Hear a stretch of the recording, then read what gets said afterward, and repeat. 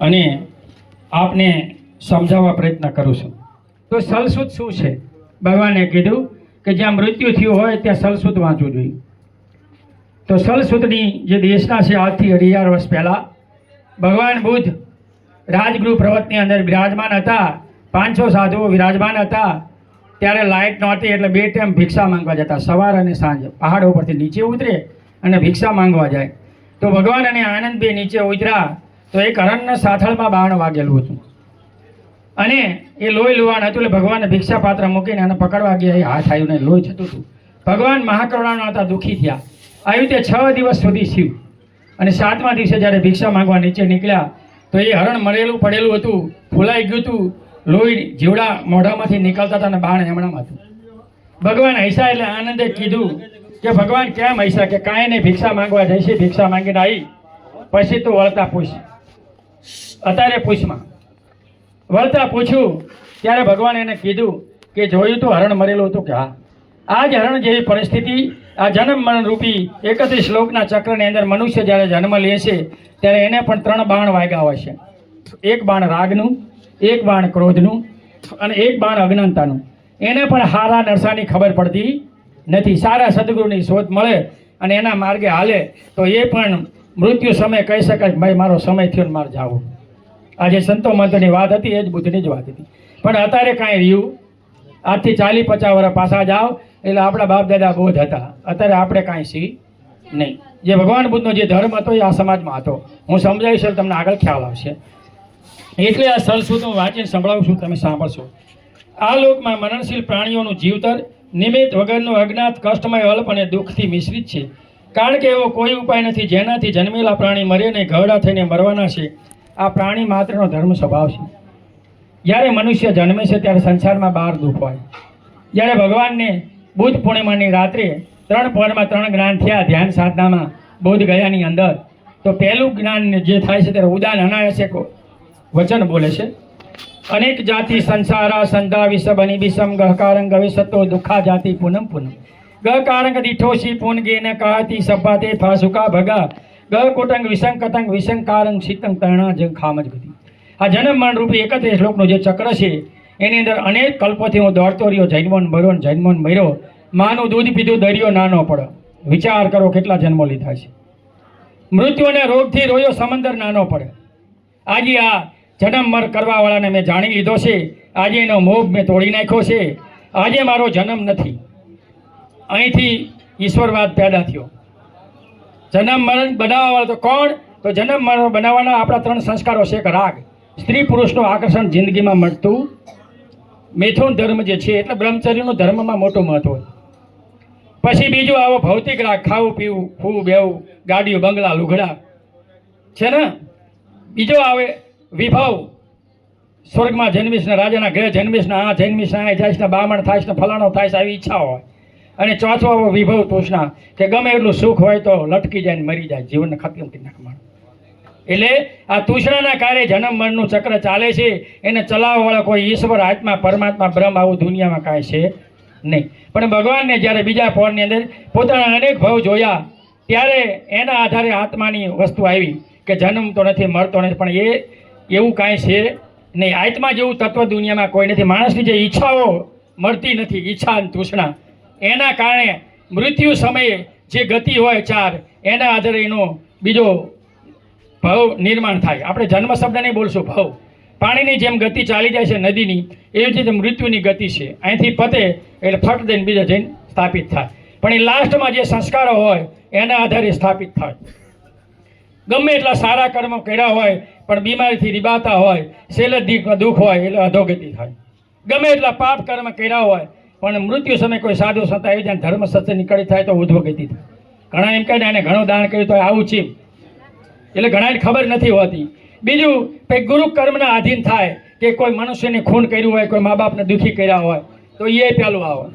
પછી બીજું કે જે સારા નરસોજીને કર્મની જે ગ્રોથ કર્યો હોય એના આધારે થાય. પછી ચિત્તની અવસ્થાના આધાર થાય અને છેલ્લે બેહોશ આધાર થાય. એટલે એ વગર કાંઈ નક્કી થતું નથી. એટલે ભગવાને એમ કીધું કે આ કાયાનો ઘડનારો કોઈ નથી, આપણે જાતે જ છીએ.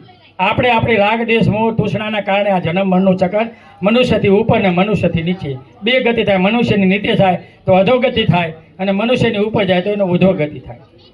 સંયુક્ત નિકાયના 5 ગ્રંથો ભર્યા છે.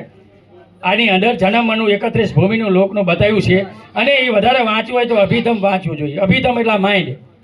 ભગવાન બુદ્ધનો ધર્મ વિજ્ઞાન અને મનોવિજ્ઞાન બેને માને. એટલે 5 ઇન્દ્રિયોની ઉપર 121 મન છે આ માઇન્ડની અંદર. અને એની અંદર 12 મન કામ કરે છે. એની અંદર 8 છે લોભના, એટલે લોભ બહુ થાય. 2 છે ક્રોધના, અને 2 છે અજ્ઞાનતાના. એની ઉપર 7 વિપાક છે. અધોગતિના 7 વિપાક છે, અને ઉધોગતિના કુશલ ચિત્તના 8 વિપાક છે. પણ એ 8 વિપાક થતા નથી. એ કરવા જોઈએ. જે પહેલાં જાઓ આપણા બાપ દાદા તો એ કરતા હતા. એટલે દરેક મનુષ્યના સ્ત્રી પુરુષના મનમાં 5 બીક છે, ને બીકના કારણે આપણે પરિવર્તન નથી કરી શકતા. જે પગ ખેંચવાના હોય ને એ શું કામ? બીકના કારણે. 5 બીક છે દરેક સ્ત્રી પુરુષના મનમાં. પહેલી બીક છે મૃત્યુની. કોઈને મરવું સારું લાગતું નથી. બધાય બોલે ભગવાન લઈ લે, પણ આવે તારે ફાટી રહે. કોરોનામાં હગા બાપાની લાઈશું લેવા નથી ગયા, માની લાઈશું લેવા નથી ગયા, કે કાંઈ નથી ગયા. આપણને લાગી જાય આપણે મરી જાવ તો થયું તું કે નહીં? બીક હદે મરવાની બીક. પી પડતા છોકરા મૂકીને ભાગા માણસ. બીજી બીક પડી છે દેવ દેવતા પીર પેગબર પિતૃ નડતર, આવી બીક હોય. ત્રીજી બીક પડી છે માઇન્ડમાં ભૂત પલિતની. ચોથી બીક હિંસક પ્રાણી ઝેરી પશુઓની. અને 5મી સૌથી મોટી બીક છે લોકો શું કહે છે ને આપણું શું થાય. આ જગતની અંદર મોટો ડર એ છે પગ ખેંચ. ઓલા બાપ દીકરો કે ગધાડો લઈને જતા હતા કેટલાય ટીકા કરી. એમ જગત ટીકા કરવા વાળું છે. મકાન બનાવો તો અહીં રસોડું કરો, અહીં બાથરૂમ કરો, અહીં માળ કરો, પતરા ન નાખો, ઢાબુ ભરો, આવું કહે. પણ કોઈ એમ ન કહે કાલે 50,000 ઢાબુ ભર. એટલે શું કરવું એ તમે નક્કી કરજો. બાકી જગત કે એ કરશો તો ભૂંડી પેટ મરી જાઓ, કાંઈ વળશે નહીં. શું એટલે જગતની અંદર આ ભયથી મુક્ત થાય, એ નિર્ભય થાય, એ જ કાંઈ કરીએ કે. એટલે બળદેવભાઈનું ફેમિલી આજ નિર્ભય છે કે જેને એક નવો માર્ગ ચીધો અને એક ગાય લાકડું કાપ્યું. એક ગાય કાપો તો થાય, ટક ટક કરે કાંઈ ન થાય. સારું થોપાય, ખરાબ ન થોપાય, પણ આપણે સારું થોપી શકતા નથી. એ બહેનો બેઠા છે. બાબા સાહેબના કારણે કેટલું સુખ મળ્યું છે, પણ બહેનો કોઈ બાબા સાહેબને માનતી નથી. અપા કરવાનું થાય એટલે શંકર ભગવાનના 16 સોમવાર કરશે. ખોટું હે?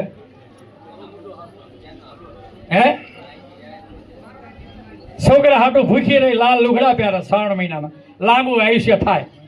અપલખણ હોય એ બંધ કરાય તો લાંબુ આયુષ્ય થાય. ખોટું હે? હમણાં દિવાળી આવે એટલે 4 દી સાયણામાં જોવાનું વ્રત આવશે. હમણાં હું રાજકોટ ગયો ગયા વર્ષે, તે એક ભાઈ મને કે અહીં હું આવજો મોડકથી. તે હું તો હુવા ગયો ઉપર 2 માણસ શિક્ષક. તે બાઈ આમ સાયણામ જોતી હતી. એ મને દાંત છેડા. મને કે બાપુ કેમ સાયણામ જોવો? મેં કહ્યું શું બટા? લે તમને ખબર નહીં ધણીના લાંબા આયુષ્યનું વ્રત છે. મેં કહ્યું 2 નોકરી કરો કે હા? મેં કહ્યું પૈસા હારા આવતા? હા. મેં કાંઈક અપલખણ છે કે પીવા હન માવા ખાય તો એ બંધ કહે તો લાંબુ હોય. કાંઈ સાયણામ જોયે રહી. હવે આ સમાજનું સ્થાપ થાય.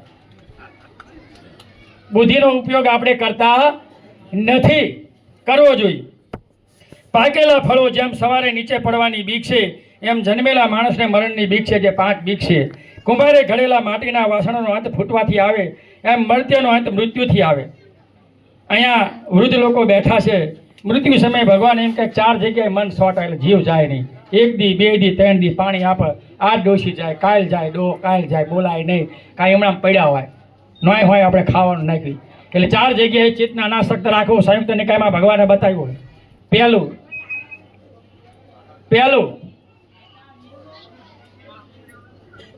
શું થયું કઈ ખબર? પહેલું ભગવાન એમ કહે છે કે પૈસા પાણી હોય તો હંતાડીને ન રાખવા, હરખો વહીવટ કરવો. કોઈકને દેવાઈ જાય અને હંતાડીને રાખ્યો તો જીવ ન જાય. કોણ વાપરશે?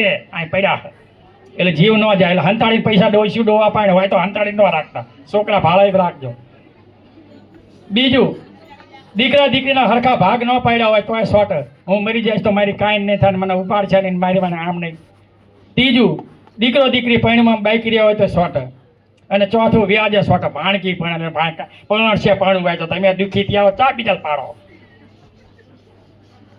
4 જગ્યાએ મનને અનાસક્ત કરશો તો કોઈ દી પ્રોબ્લેમ. ચિત્તની ઉધ્વગતિ થાય, અધોગતિ ના થાય. રીબાઈને અધોગતિ થાય.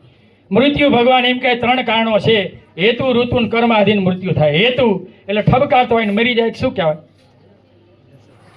ઋતુ ઠંડીમાં ગરમીમાં જે મૃત્યુ છે ઋતુના કારણે, અને કર્મના કારણે મોટી ઉંમર હોય, જેમ દીવામાં તેલમાં વાઇટ અને દીવો પૂરી થાય મોટી ઉંમરના મૃત્યુ છે. એટલે મૃત્યુ કાલ પણ હોય ને અકાલે હોય. 100 વર્ષના ડોહાનું અકાલ મૃત્યુ હોય અને માના પેટમાં કાલ મૃત્યુ હોય. મૃત્યુનું કાંઈ નક્કી હોતું નથી. નાના અને મોટા મૂર્ખ અને પંડિત સગળા મૃત્યુની વશ થાય છે. મૃત્યુ તરફ જુઓ, તેઓ મૃત્યુગત છે. પરલોકમાં જતા પિતા પુત્રનું રક્ષણ કરી શકતો નથી. સગા સંબંધીનું કોઈ કોઈનું રક્ષણ કરી શકતા. મોત આવે ત્યારે નક્કી નથી કે આ નાનું બાળક છે કે આ મોટું છે કે એની જરૂર છે શું છે. એ ઉપાડીને જાય. જમરાજા આવે પકડીને લઈ જાય. આ એક વાર્તા છે. 4 દરવાજા આવે, ત્યાં 4 સવાલ પૂછે, જવાબ ન આપે હોટા મારે, પછી વેતરાણી કાંટાની લોહીની નદીમાં નાખે અને એની પાસે સ્વર્ગ નરકના 2 માર્ગ હોય, જન્મદાન થાય. પણ કોઈને જાવું સારું લાગતું.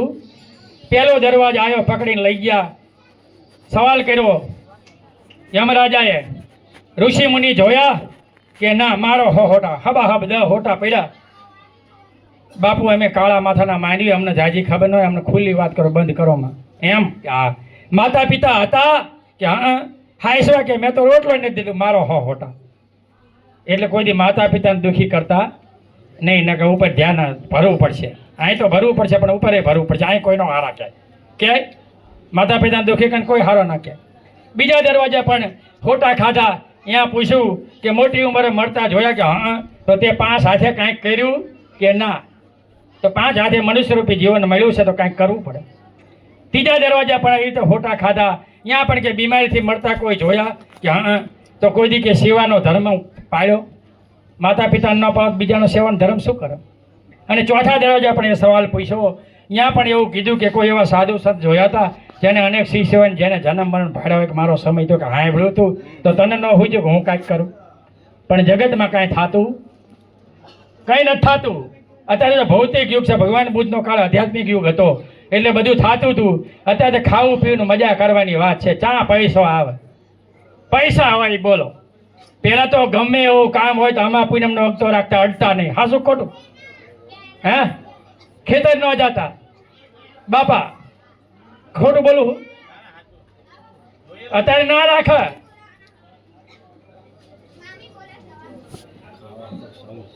આ રીતે મૃત્યુને જરાથી લોક અભ્યાસ થયો છે. આ સ્વભાવ જાણી ડાયા માણસો સુખ કરતા નથી. જેનો આવે ગયોનો માર્ગ જાણતા નથી, બંને હાથ દેખાતા નથી, એ રોવે છે. માટે એમ કે સામાન્ય માણસો રોવે છે. રોવાથી કોઈને ફાયદો થતો નથી. ભગવાન એમ કે મૃત્યુ સુધી એનું રૂપ ફરતું હોય. જો તમે એની પાછળ રોવો તો એનો બીજો જન્મ સારો ન થાય. એટલે મરનારની પાછળ નાનું હોય કે મોટું હોય રો કકળ કરાય નહીં. જો જન્મ સારો ન કરવો હોય તો રોઈ જાઓ, બરાબર? એટલે રોવાની ના. એટલે મહારાષ્ટ્રમાં તમે જો મૃત્યુ થાય તો ઢોલ વગાડતા વગાડતા લઈ જાય અને આવી રીતે 2 બાજુ બેસી અને રોકાકાલ ના કરાવે કે રોઈએ કાંઈ થવાનું નથી. રોઈએ કાંઈ ન થાય. પણ આ બાયુમાં રિવાજ થઈ ગયો. એક જગ્યાએ હું ગયો તો બેન આવીને કહે ભંતેજી બાપુ તમે ક્યાં હો રોવાય નહીં, કોક ક્યાંય નહીં, મુઈ તું રોય નહીં. એટલે કોકને દેખાડવાનો બાયુ ન પગાય. અત્યારે બાબા સાહેબનું સંવિધાન છે, કહેવાય એટલું ન બોલાય. પહેલાં હતું બધું, અત્યારે કહેવાય એવું નથી. પહેલાં ગમે એટલું દુઃખ હોય તો બાયું વેઠતી. અત્યારે આવડી દે એટલે એ તમને આવડી દે. એવું છે એમ ને. એટલે અત્યારે જગદંબા સાચી આ છે. નૈવેદ અહીંયા કરશો તો વાંધો નહીં આવે. આના નૈવેદ કરશો તો કોઈ દી વાત. આ જગદંબા કૃપા છે હો. એટલે ભગવાન એવું કહે છે કે મનુષ્યરૂપી જીવન મળ્યું છે. આનંદના ભગવાન 2 હાલ્યા જતા હતા. એક માણસ ઊંધો પડ્યો હતો. એટલે ભગવાનને ત્યારે પૂછ્યું તો કે તું પૂછ કરીમાં વિહાર આવીને ભોજન કર્યા પછી પૂછજે. ત્યારે પૂછ્યું ત્યારે ભગવાને કીધું કે મનુષ્યરૂપી જીવન મળ્યું છે. 3 કર્મ એવા છે જે હારે આવે. જેને પાથે ભાથું કીધું 3 ખાનાનું ટિફિન મૃત્યુ સમયે, બરાબર? એ હારે આવે, બાકી કાંઈ હારે આવતું. આ બધી સંપત્તિ અહીં પડી રહી. અને બીજું 4 કર્મ એવા છે કે જે હાથ ભાવ સુધી પીછો નથી છોડતા. પ્રાણી ભાવમાં જાવ તો ભોગવવું પડે, એ ન કરવું જોઈએ. અને 3 કર્મ એવા છે કે અલ્પમાં મનુષ્યરૂપી જીવન મળ્યું છે. એ 2 ભાવ બગડે ન કરવા જોઈએ. આનંદ કે આ તો તમે ભગવાન નવું પૂછડું કાઢ્યું. હવે કલ્પ એટલે શું એ કહો? તો ભગવાને કીધું કે ધરતી ઉપર 10 કિલોમીટર લાંબો પહોળો ઊંડો ખાડો ગાળો એમાં રાઈના દાણા નાખો ને 100 વર્ષે દાણા કાઢો ને ખાડો ખાલી થાય ત્યારે એક કલ્પ થાય.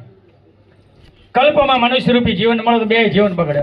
તો એના માટે 3 કર્મ ન કરવા. પહેલું કર્મ, કોઈ દી દારૂ ન પીવો. જો દારૂ પીવો તો ધન હાનિ, આબરૂ, કિંમત ખોવાય, સ્મૃતિ ભ્રમ થાય અને કલ્પમાં એ માણામાં આવે એટલે ઓછી બુદ્ધિનો હાજા ગાંડા જેવો પેદા થાય. એટલે ગાંડા થાવ હોય પીજો. આ ભગવાન બુદ્ધનો ઉપદેશ છે. બીજું, કોઈ દી જુગાર ન રમવું. જુગાર રમો તો ધન હાનિ, આબરૂ, કિંમત ખોવાય. કલ્પમાં એ મનુષ્યમાં આવે એટલે પાડુનો દીકરો થાય. લઈને કોઈને દે નહીં, એના હાથે ઊંધા જ કામ થાય.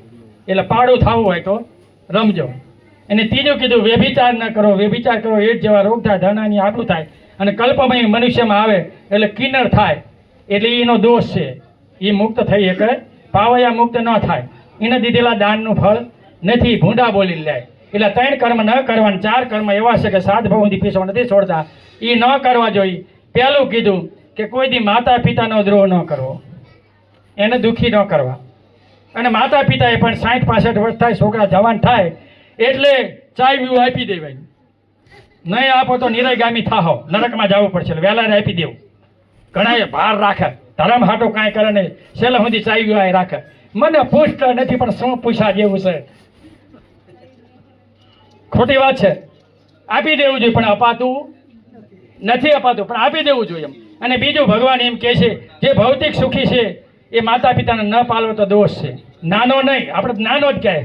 બુદ્ધ ના પાડે. જે ભૌતિક સુખી છે એને એના માતા પિતાને પાલવવા જોઈએ. એટલે માતા પિતાને જો કાંઈ કહેવાય ગયું હોય, બોલાઈ ગયું હોય તો મનગમતો ખાવાનો પદાર્થ, કપડાં આપી મારી ભૂલ થઈ ગઈ બાપા, હવે ફરી ના નહીં કરું. એટલે બીજું કર્મ ના થાય. બીજું કર્મ કીધું કે ભેગા રહેતા હોય તો હરસોરી ન કરી, કટકી કરે ન કરે. જુદા થાય તો કાંઈ લાગે, નોકરી કરતા હોય. તમે આજ 40 વર્ષ પાછા જાઓ, બાપા ભાગ પાડે, નોકરી કરતો એને ઓછું દે અને ગરીબને જાજુ દે કે મારા ભાઈને દીધું. અત્યારે કે ના, હરકો ભાગ કરો તો કે કેસ કરીશ છે ને કે નથી. બાપા લોહીના સંબંધનું ખવાય નહીં ને દઈને રાજી રવાય. જે પહેલાં હતું, ભાઈ ગરીબ હોય ને વાર તહેવાર હોય તો ભાઈ બી ઢાંકીને દેવા જાય ને ભાઈ જાય. હતું ને, મારા પણ હતું. પોતાનો બાકી હોય તો કે મારા ભાઈનો પહેલાં પરણાવું, મારો ભાઈ ગરીબ છે. અત્યારે રહ્યું, અત્યારે નથી રહ્યું. એનો પરણો હોય તો ભાઈ હારો હોય તો કે આઢું પીવે, હાથે કઈ બગાડે. અને ઈર્ષાથી તો બહાર ને એક ગામમાં હું ગયો, તમે એક વયા તો સકડામાં બેઠા હતા, 2-3 જણા જોવા આવ્યા છે. તે ઓલા ભાઈ કે ક્યાં જોવા આવ્યા? કે અહીંયા. તો કે ઈ ચા માણામાં. એટલે મેં કીધું આના કાંઈક કેટલા વાંઢા? કે 5. એટલે એના વાંઢા એટલે બીજાને ન થવા દે. હવે આનું કાંઈ ગણિત થાય. આ ઈર્ષા, કોઈ દી ઈર્ષા કરાય. આપણા બાપ દાદામાં ઈર્ષાઓ નહોતી એટલે હરસોરી ન કરવી. ત્રીજું કર્મ, ન્યાયમાં નાયતમાં ખોટું ન બોલવું. બોલવું હોય તો પાળવું. અબી બોલા અબી ફોક થવું, આ ભોગવવું પડે, હાથ ભોગવું. અને ત્રીજું કીધું, તમે જે ધર્મને માનો છો ને સાધુ સત વાર તહેવાર આવે તો નિરાશ ન કાઢો, કાંઈક દેવું. તમારો એ ધર્મ છે. અને 3 કર્મ કરવા જોઈએ. પાછે જે ટિફિન મેં કીધું, પહેલું ટિફિન છે દાનનું, બીજું ટિફિન છે સેવાનું અને ત્રીજું ટિફિન છે ધર્મનું આચરણનું. તમે 40 વર્ષ પાછા જાઓ એટલે આપણા બાપ દાદા આમાં હતા. 3 પ્રકારના દાન વ્યક્તિ આવા, દાન દાસ, દાન સાયન, દાન પતિ. આપણા બાપ દાદા ગરીબ હતા પણ દાન પતિ હતા. પેલા ગુજરાતી બામણ આવે, હેઠે હોવો પણ ખાટલો આપતા. હાસો ખોટું? ઘરે રોટલાનો વારો હોય ને ગરીબ હોય ને શાકનો વ્યાત ન હોય તો વાંગડો ખખડાવતા. હાસો ખોટું? હે, એ તો અમુકને ખબર પડી જાય. અને બીજું કહું કે આમાં પૂનમના ભજન સત્સંગ હોય, કોઈ સાધુ રોકાણા હોય તો એને બીજા દી હવે રોટલો છોડીને ખવડાવતા. પોતાનું આગોળા બાપુને ખવડાવવા હતું ને. અને જો ભજનનું આમંત્રણ હોય, ન જાય તો રૂપિયો આપી દે, આલે મારું નામ બોલજે ફલાણા ભાઈનો. અત્યારે બેઠા હોય કે રાખ ફાંકી ખાવા થાય, કાંઈ દેવા નથી. ન દેવા દે, દેતા હોય ને. એ બીજો મુદ્દો છે. એ ભોગવશે. તમે શ્રદ્ધાથી દાન ધર્મ કરો, એ ફળ તમને મળે છે. એ કદાચ પીવક કાંઈક કરો તો એને ભોગવવાનું, તમારે નહીં. સમજી લેજો, એ એને ભોગવવાનું છે. કર્મ કોઈને મૂકતું નથી. શું કરવું એ તમારો વિષય. ન કરવું હોય તો હું કાંઈ કહેતો નથી. આ ભગવાન બુદ્ધનો ઉપદેશ આપણા બાપ દાદા પહેલા હતો એ હું બતાવું. એટલે પહેલું આવે દાન. વ્યક્તિ 3 આધીન કરે. કોઈ ભયથી કરે, બીકના માર્યા કરે, કોઈ કરુણાથી કરે, કોઈ પ્રજ્ઞાથી કરે. બીકના માર્યા એટલે માંડવા કરે, નૈવેદ્ય કરે, દર મહિને કર કરે. નહીં કરવી તો મારી નાખશે, ફાડી નાખશે. એટલે બીકના માર્યા શહેરમાંથી આવે ને. આ દાન ધર્મ છે, પણ એનું કોઈ ફળ નથી. પછી કરુણાથી કોઈ વૃદ્ધ ના આપે, અપંગ ના આપે, ભિખારી ના આપે, ગરીબ ના આપે, એનું ફળ છે. અને ત્રીજું પ્રજ્ઞાપૂર્વક કે ભાઈ આ અમારા ધર્મગુરુ છે, આ અમારા માતા પિતા છે, એને સાચવવા એ અમારી ફરજ છે. એ પ્રજ્ઞાપૂર્વક દાન કહેવાય, જે પહેલાં આપણા બાપ દાદાઓમાં હતું. અત્યારે આપણામાં રહ્યું. અત્યારે આપણે પૈસાનું દાન છે. ચા મેં મળે હતો જાવી પૈસો મારો પરમેશ્વર, હું પૈસાનો દાસ. નટુભાઈ પૈસા વગેરે પતાવ્યું થાય. મોટા મોટી મૂડી, મોટા મોટી આબરૂ, મોટા મોટું આ છે. પહેલાં આ નહોતું. એટલે ભગવાન આગળ એમ કહે છે કે માણસ 5 રીતે દાન કરે છે. અતિથિ દાન, આંગણે અતિથિ આવ્યો હોય અમાસ પૂનમે તો વારના દી ખાવામાં ના ન પડી, ખાવાની વસ્તુ હોય. બીજામાં શું કહ્યું તમારો વિષય? મનુષ્ય રૂપી ધર્મની અંદર પૂરું કરી દઉં.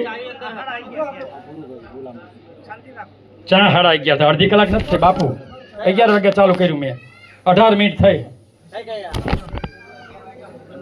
મને ખબર છે હું 30 મિનિટથી જાજુ નહીં લઉં, 12 મિનિટમાં પૂરું કરી દઈશ. એટલે ભગવાને એમ કીધું કે ભાઈ 5 રીતે દાન કરે. અમાસ પૂનમે કોઈ આવ્યો હોય તો ખાવા બાબતમાં ના ન પડે. બીજામાં શું કહ્યું તમારો વિષય? મનુષ્ય રૂપી ધર્મની અંદર ભગવાન એમ કહે છે કે આંગણે ઘરે મહેમાન મેં આવ્યો હોય અતિથિ તો પાણી પાવાના 50 ફળ, ચા સાસ પાણીના 100 ફળ, ભોજનના ફળ 1000 સેવાના, એની ખાટલો ઢાળો વગેરે. જે પહેલાં હતું અત્યારે મકાન દેવા ડેલી બંધ થઈ ગયા, કોઈ બહાર જ ન નીકળે. મેં ગણપતિ ફાટકમાં ભિક્ષાયું માંગી, મને ખબર ઓળખતો હોય બહાર ન નીકળે. પછી બહાર એને સવાલ દે, લે બાપુ તમને શરમ નથી લાગતી, ભીખ માંગો છો? મેં કહ્યું આ મારો ધર્મ છે, તને પોય દે ને, કાંઈ નહીં. ચોખ્ખી જ વાત છે ને, આમાં ક્યાં બીજી વાત છે? એટલે જગતની અંદર ભગવાન એમ કહે છે કે પહેલું અતિથિ દાન, બીજું આવે સંગદાન. કોઈ સંઘ હાલીને જાતું હોય તો તમારે કાંઈક ખાવાનું દેવું હોય તો જાતિ ન પૂછવી. ત્રીજું આવે પ્રથમ દાન, મહિને કાંઈક કાઢવું જોઈએ ધર્મ પાછળ. 50 કાઢો, 100 કાઢો. બાબા સાહેબે પેબેક ટુ સોસાયટીમાં 5% રકમ કાઢવાનું કીધું. 1% કુટુંબના વિકાસ 250. બાબા સાહેબ એમ કે તમે 2500 રૂપિયા 5000 કમાતા મજૂરી કરતા હોય તો વ્યસન ના કરતા, પણ 5% 20મો ભાગ દાન કરજો. 250 રૂપિયા દાન કાઢજો. 1 ભાગ કુટુંબના વિકાસ માટે, 1 ભાગ સમાજના વિકાસ માટે, 1 બોજ ભિક્ષુના વિકાસ માટે અને 2 બોજ વિહારવા માટે, જેમ તમે બનાવ્યું એમ. તો આ મારી ધર્મક્રાંતિ આગળ હાલશે. બાકી કાંઈ હાલવાનું નથી. પણ આપણે કાંઈ કરતા નથી. આપણે બાબા સાહેબનો જય ભીમનો ઉપયોગ કરીએ છીએ એટીએમમાં. જાતિનો દાખલો લઈને શિષ્યવૃત્તિ લેવી, જમીન લેવી, ખેતર લેવી, મકાન લેવી, અને બહાર સિક્યુરિટી બાબા સાહેબ બહાર રાખી, પૂજા સ્થાનમાં નહીં આપે એટલે. અને માંડવી જય ભીમ. પણ આપણે કેવા જય ભીમ માંડવી ખબર? મોદી સાહેબ જેવા. મોદી સાહેબ એમ કહે કે મેં બૌદ્ધ કે દેશ છે આયા હું, બહાર જાય એટલે. અને બુદ્ધની મૂર્તિ આપે અને અહીંયા આવીને રામ મંદિર બનાવો. મુંહ મેં રામ ને બગલ મેં સૂર્ય. આવા આંબેડકરવાદી છીએ આપણે. સાચી વાત કોઈને ઉગતી નથી. આ દેશની અંદર બાબા સાહેબના નામના 100,000 સંગઠનો છે સાહેબ. જય ભીમ ખોદી નાખી સીમ, ભોલ ભૈરા કોઈને બેહવા જ ન દીધા. આવા સંગઠનો સરકારને છેતરા અને સમાજને છેતરા. એટલે બાબા સાહેબે સ્પષ્ટ કીધું છે કે આ દેશની અંદર જે મેં લોકશાહી આપી છે, સમાનતા, બંધુતા, સ્વતંત્રતા અને ન્યાય, આ સંવિધાનની ઉદ્દેશિકા છે અને એના આધારે એના કાયદા બનવા જોઈએ. પણ આપણા ધારાસભ્ય, સંસદ સભ્યોને ખબર નથી. અહીં કોઈ ચૂંટાઈને બેઠા પૂછજો. ધંધો કરવા જાય છે તો અહીંયા એ કાંઈ સેવા કરવા કોઈ જાતું નથી. બિઝનેસ છે. એમાં અમારે નટુભાઈ જેવો ફોર્મ ભરેલ પાછું ખેંચો તો 2-2 લાખ મળે. કેવું ફાયદો હે? પણ એમાંથી એમને વિહાર બનાવ્યો, ખાધું નથી પેન્ટમાં. મને ખબર, હું એનો સાક્ષી છું. મને કે વિહાર નહીં બને, વિહાર બનાવી નાખો એમ કે.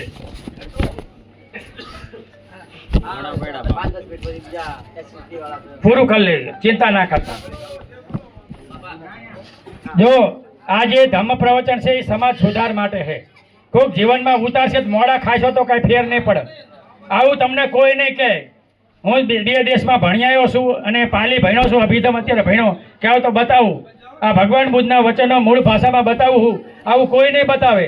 દેશના ભગવાન બુદ્ધની વારંવાર એટલે થાય કે ભાઈ દુઃખી હોય તો માણસ સાંભળે જીવનમાં ઉતરે તો એમાં સુધારો આવે. ધાન અને ધર્મ બે હરખા ખાઈ ધરાય તો ખાઈશો તો ધરાય છે, એક દાન નહીં ધરાય. ચારેક મોડા થાયશો તો ફેર નહીં પડે.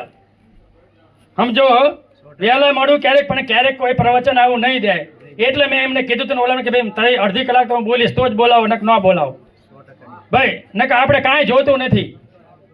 સમજો હો, કાંઈક કોઈક વાંચે, કોઈક સાંભળે, કાંઈક સુધાર જીવનમાં આવે તો અમારામાં કાંઈક અમને ફાયદો થાય કે ભાઈ અમે જઈને કાંઈક કર્યું, નકર કાંઈ થાય નહીં. એટલે જગતની અંદર ક્ષમતા કીધું, બાબા સાહેબે કીધું કે સમાનતાનો અર્થ થાય હરખું નહીં કે પાછળ છે એને વિકાસની તક આપી એટલે અનામત આવ્યું. હજુ સુધી આપણે સ્ત્રીઓને તક આપી નથી અને સ્ત્રીઓને ખબર નથી. એટલે બાબા સાહેબે કીધું જો તમારે સમાનતા ઈચ્છવી હોય તો આ ચારે ગુણો મેં ભગવાન બુદ્ધ પાસેથી લીધા છે. તો તમારે સમાનતા જોતી હોય તો તમારે બુદ્ધની 4 ઉદ્દેશિકા છે. પહેલું બતાવ્યું શીલ, સમાધિ, પ્રજ્ઞા અને નિર્વાણ. આ 4 ઉદ્દેશિકા છે. જો તમારે સમાનતા જોતી હોય તો તમારે શીલવાન બનવું પડે. અશીલ, દશીલ, ઉપોષદ, પંચશીલનું આચરણ કરો તો તમે જિમ્મેદારી સ્વીકારો અને જિમ્મેદારી સ્વીકારે એને ખબર પડે કે મારે શું સમાધાન દેવું. પે બેક ટુ સોસાયટી તો થાય અને એ નથી એટલા સંગઠનના ટુકડા થઈ ગયા બાબા સાહેબ. કોઈ શીલવાન નથી. આ મેં જે 5 શીલ કીધા એ જીવનમાં ઉતરે તો કોઈ દી સમાજના ક્ષેત્ર નહીં, સમાજને આપે. બાબા સાહેબ શીલવાન માણસ હતા એટલે જગતને આપ્યું. 2,500 કરોડનો ચેક ધર્માંતરમાં આપ્યો તો હૈદરાબાદના નિજામે ફાડી નાખ્યો. એક જણાને 1 લાખ આવતી ન લીધા ભાઈ અને માનવતાના શરણે ગયા. સાચી વાત હતી જોઈ અને સિંહનાદ કર્યો કે હું ધર્મ પરિવર્તન નથી કરતો, હું ધર્માંતર કરું. મેં મારું જે જૂનું ઘર છે, જે મારા બાપ દાદાનું સંતો મતોનું ઘર છે, જે સાચી વાત છે એને હું સ્વીકારું છું. એટલે જગતની અંદર કાંઈક આપણે કરશું તો કાંઈક પામશું, બાકી જગતમાં કાંઈ મળે એવું નથી. એટલે બીજું કીધું કે તમારે પહેલી સમાનતા, પછી આવે બીજું બંધુતા. જો તમારે ભાઈચારો કેળવવો હોય તો તમારે ધ્યાન કરવું પડે. ધ્યાન કરો એટલે મન શાંત થાય, મન શાંત થાય એટલે આદર દેતા શીખો, બાકી કોઈને આદર આપે નહીં. ત્રીજું આવે કે સમાનતા, બંધુતા, સ્વતંત્રતા અને ન્યાય. જો તમારે સ્વતંત્રતા જોતી હોય તો તમારામાં પ્રજ્ઞા હોવી જોઈએ, બુદ્ધિમત્તા, હાસો છો નશો છો ખબર હોવી જોઈએ. અને છેલ્લે તમે એમ કે તમારામાં નિર્વાણ હોય, રાગ દેશમાં વયો જાય તો જ તમે ન્યાય કરી શકો, કે મારું તારું મટે નહીં. એટલે અહીંથી બાબા સાહેબે લીધું. એ આધ્યાત્મિક છે ને આ ભૌતિક છે. આપણે ભૌતિક જોતું છે, આધ્યાત્મિકતા જોઈતી નથી. જો આ સમાજ બાબા સાહેબને આપેલા ધર્મમાં શીલવાન થયો હોત તો આ સમાજ દુઃખી ન હોત. 7 નંબરના ગ્રંથમાં બાબા સાહેબે સિંહનાથથી લખ્યું છે કે આ દેશની સંસ્કૃતિ એટલે શ્રમણ બ્રાહ્મણની સંસ્કૃતિ સિવાય બીજું કાંઈ છે નહીં. જો તમારા બ્રાહ્મણો સામે વિજય લેવો હોય તો તમારે બુદ્ધ બનવું પડશે, તો જ તમે જીતી શકશો. દલિત બનીને કૂવામાં રહીને કૂવો સાફ નહીં થાય, કૂવાની બહાર નીકળવું પડશે. અને આ આપણે નથી કરી શક્યા. આ એક આપણી કમજોરી છે. આ આપણી એક કમજોરી છે કે જે બાબા સાહેબનું જે તત્વજ્ઞાન સાચું હતું એ નથી લઈ શક્યા. જ્યાં સુધી આ નહીં લેખો એટલે બાબા સાહેબે આ ધર્મને તાળું કીધું છે. શું તાળું? એની ચાવી રાજકારણ છે. પણ આપણે ચાવી લઈને ફેરવી ન હાથ થયેલા હાવડામાં દોડીને ગીરી ગયા. એમ પતશે નહીં. તમારો ખુદનો ભલે વિપક્ષમાં 1 સીટ હોય, તમારો પક્ષ હોવો જોઈએ તો પાછા રહી સત્તામાં હોય એ માર ન ખાય અને હજુ માર ખાઈશું. 24ની કામો કેમ ઘોડામાં ના તે કારણ કે આપણે બાબા સાહેબને સમજ્યા નથી અને એ પુના પેકના કાર્ય આપણા ચમચાઓ ઢગલાઓ ઘૂસી ગયા રાજકારણમાં, એના પેટ ભરવા. સમાજ જાય ભાડમાં. માફ કરજો, આવું ના કહેવું જોઈએ, પણ સામાજિકતાની વાત આવી એટલે કીધું. કોઈ ખોટું લાગ્યું 2 હાથ છોડીને માફી માંગુ, કારણ કે હું આ સમાજમાંથી છું. બાબા સાહેબનું સાચું તત્વજ્ઞાન તો મારે બતાવવું જોઈએ. તમે સારા કહો, મોડા કહો, જે કહેવું હોય કહો. મને કોઈ સારું તો કહેતું નથી. નથી બુધવાળા કહેતા, નથી આંબેડકરવાળા કહેતા, નથી BSP વાળા કહેતા, નથી SSD વાળા કહેતા. કારણ કે મને સાચું બોલવાની ટેવ અને હું બોલું છું. બાબા સાહેબે કીધું કે જે સત્યના માર્ગ ચાલે છે, શીલના માર્ગ ચાલે છે, ધર્મ એની રક્ષા કરે, મને અનુભવ ગમે. આજે હું આવ્યો, બસમાં આવ્યો, મેં કીધું આજ તો જવું તો પડશે. તો આજે મને એક ભાઈ તરત મળી ગયા. મને કે તમે ન ભંતેરી ટિકિટ લેતા. આવી ગયું ને મફત ગયું. ઉતરો તો એક રિક્ષાવાળો કે ના ના બાપુ હું દઉં છું. અહીંયા સુધી મફત આવ્યો. આ તાકાત ધર્મની. સાહેબ કાંઈક કરો તો કાંઈક મળે, બાકી ત્યાં પતો નહીં. બાકી ત્યાં નટું ભજો અમને કહે તમારે ભંતેજીને હરખાય કે. તો મેં કીધું પહેરી લો કે એ ન પતા તો શું કામનું. ક્યાંય 2 પહેરી, મેં 2 ન હોય, અહીંયા તો છોડવાનું છે. 2 પ્યારો તો અલગ રહેવું પડે, ભેગું ના આવે ભાઈ. હવે પોતે પોતાની શોક નહીં છોડનાર મરેલાને સંભાળી અતિશય દુઃખ ભોગવે છે. મૃત્યુ સાહેબ કર્મ અનુસાર માનવ પ્રાણી તરફ જુઓ, આમ હોવું જોઈએ. પણ આ સંસારનો ઊંધો લોક સ્વભાવ છે. કદાચ માણસ 100 વર્ષથી વધારે જીવે તો એક દી આ સંસાર છોડવાનો છે. માટે સાધુનું વચન સાંભળી મરેલા તરફ જોયા મને મળવાનો નથી એમ સમજીને કોકનું માનવું જોઈએ. પણ અત્યારે પતાય એવું અત્યારે કોઈનું માનતા નથી. જેમ સળગતા ઘરને પાણીથી ઠારવામાં આવે, પવન કપાસુને ઉડાડી મૂકે, એમ એ સૂળને જે કાઢે એ સુખી થાય. અને સૂળ શું છે? સંસારના 8 લોક સ્વભાવ છે: સુખ દુઃખ, લાભ હાનિ, યશ અપયશ અને નિંદા પ્રશંસા. આ સંસારના 8 લોક સ્વભાવ છે. જે એના છોડશે એ સુખી થશે, બાકી દુઃખી થવાના છે. ભાષાના કારણે, વાણીના કારણે સમજાવવા એટલો મેં પ્રયત્ન કર્યો, છતાં પણ મારાથી કાંઈ ભૂલ થઈ હોય તો 2 હાથ જોડીને ક્ષમા માંગુ છું. એક અડધી મિનિટની વાર્તા કહીને મારી વાત પૂરી કરું છું. એક બેન મછવારી હતી, કાયમ માછલા વેચવા જતી. એક દી હાલીને જવાનો સમય હતો, 50-60 વર્ષ પહેલાં. એક ગામમાં માછલા વેચવા ગઈ તો માછલા વેચાણા નહીં કે હાલીને ગામમાં પાછી જાવ તો વાર લાગે, એટલે ગામમાં જઈ અહીંયા બગીચો હતો કે અહીં હું રોકાવું. બગીચામાં ગઈ તો માળીએ કીધું કે બેન તમે રોકાવ પણ આ માછલા નહીં. તો કે ઇંચા મૂકો, હામી દિવાલ ઉપર મૂકી દો. અહીંયા બેને દિવાલ ઉપર માછલાનો ટોપલો મૂકી સુંદર ગુલાબના બગીચા પણ ટેકો મારીને સૂતી હતી. પણ 2 વાગ્યા ઊંઘ આવી નહીં કે ઘડીક કોઈક માછલા આવશે ને કોઈક સોરી જાહે, કોઈ રાતના પક્ષી લઈ જાહે, જીવ હાયલો નહીં. પછી 2 વાગે અહીંયા જઈને માછલાને ટેકો દીધો તો ઊંઘ આવી ગઈ. એમ બાબા સાહેબે ફૂલરૂપી બગીચો બુદ્ધનો આપ્યો હોય, પણ આપણને ઊંઘ આવતી નથી. હજુ માછલામાં પડ્યા હી, હજુ આપણે કાંઈ બહાર આવવું નથી. જો દિલથી બાબા સાહેબને માનતા હોય તો એકદમ બોલો જય ભીમ. તમારા છોકરા કોઈ બુધમાં આવે તો આવવા દેજો, ટાંટિયા ખેંચતા નહીં. અહીંથી આવ્યો અહીંયાથી ઘણા ગઢાએ વિરોધ આવ્યો. કોઈથી ભગવાનનો વિરોધ ના કરાય જો માણસાઈ હોય ને ધાર્મિક હોય તો. એ પહેલાં હતું, અત્યારે મેં જોયું ગઢિયામાં કાંઈ રહ્યું ગજ્જે. પહેલાં નથી, ગાડા વાળતા હતા, અત્યારે ગાડાય ન વાળા. માફ કરજો. જય ભીમ, નમો બુદ્ધાય. બધા મારી પાછળ બે હાથ જોડો ને બોલજો. બુદ્ધ ઉપર મને શ્રદ્ધા છે, બુદ્ધ ઉપર મને વિશ્વાસ છે, બુદ્ધ ઉપર મને આસ્થા છે, બુદ્ધ મારી સાથે છે, બુદ્ધ મને શક્તિ આપે છે. બુદ્ધના આવિર્ભાવથી, બાબા સાહેબની કરુણાથી, ભંતેની કરુણાથી, માતા પિતાની કરુણાથી આજે અમે સમાજના લોકો મળી કેસરબેનના મૃત્યુ પાછળ અમારું જે ધર્મ સાંભળ્યો, શીલ લીધા, પૂજા લીધી, એનું પુણ્યનું મોજન કરીએ છીએ. જ્યાં પણ તમારી ચેતના હોય ઉધ્વગતિ પામે, તમારું કલ્યાણ થાવ, તમારું મંગલ થાવ.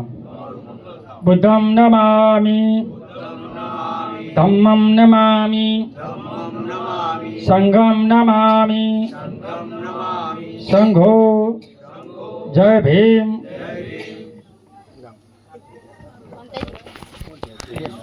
આપણે